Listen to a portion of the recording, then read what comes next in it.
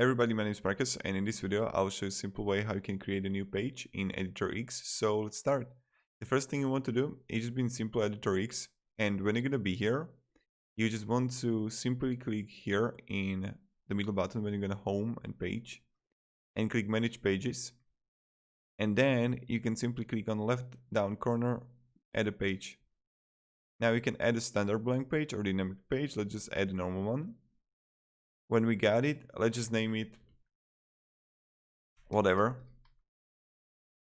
And then you're gonna see these three dots here, and you can simply click settings. And now these are similar to a Wix that you can put password holder, SEO Google, just add here the description. You can then see like the advanced SEO here. You can add meta tags, but meta tags are completely useless right now. You don't have to do them. And then you just create a site here. So that's pretty much it. Thank you very much everybody for watching. Have a great day everybody, and goodbye.